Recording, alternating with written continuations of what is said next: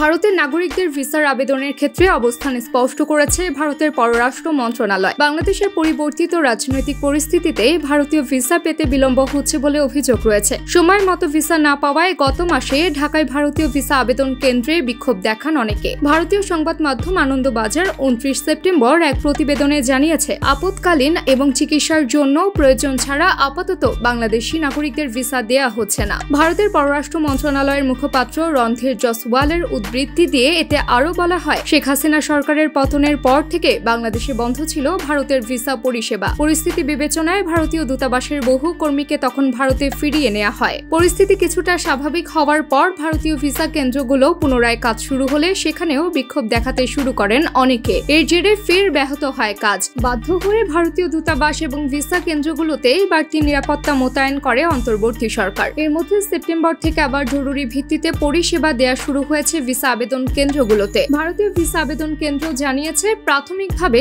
Visa centre খুলেছে ঢাকা, রাজশাহী, চট্টগ্রাম, সিলেট এবং খুলনায়। তবে এখনই সবাই ভিসা পাবেন না, কেবলমাত্র যারা চিকিৎসার জন্য যাবেন তাদেরই জরুরি ভিত্তিতে দেয়া হবে অগ্রাধিকার। সাম্প্রতিক বিজ্ঞপ্তিতে ভারত জানিয়েছে, বাংলাদেশের পরিস্থিতি এখনো স্বাভাবিক নয়। আইন শৃঙ্খলা পরিস্থিতি স্বাভাবিক হলে আবার ভিসা প্রদানের বিষয়টিও আগের মতো হয়ে যাবে। আপাতত শর্ত সাপেক্ষে বাংলাদেশিদের ভিসা দেয়া হবে বলেও জানানো হয়েছে। এর আগে জানা গেছে, বাংলাদেশিদের জন্য ভারতীয় ভিসা পরিষেবা অনির্দিষ্টকালের জন্য স্থগিত থাকলেও গত আগস্ট মাসে নির্দিষ্ট কিছু ক্যাটাগরি 4 শতাধিক ভিসা আবেদন পর্যালোচনা করেছে ভারত। তবে এই সময় মোট কতটি ভিসা দেওয়া হয়েছে তা জানা যায়নি। গত আগস্ট মাসে বাংলাদেশ থেকে নির্দিষ্ট কিছু বিভাগে করা 400টিরও বেশি ভিসা আবেদন পর্যালোচনা করেছে। ভারতের স্বরাষ্ট্র মন্ত্রণালয়ের এক কর্মকর্তা জানান, আগস্টে বাংলাদেশি নাগরিকদের ক্ষেত্রে 434টি প্রিয়ার রেফারেল চেক কেস ক্লিয়ার করা হয়েছে। একই মাসে পাকিস্তানের ক্ষেত্রে এ ধরনের মামলার সংখ্যা দাঁড়ায় 878টি। প্রতি বছর বাংলাদেশ থেকে বিপুল সংখ্যক পর্যটক ভারতে বেড়াতে যান। ভারতের স্বরাষ্ট্র মন্ত্রণালয়ের এক কর্মকর্তা দ্য হিন্দুকে বলেন, গত বছর প্রায় 16 লাখ বাংলাদেশি নাগরিককে ভিসা দেওয়া হয়েছে।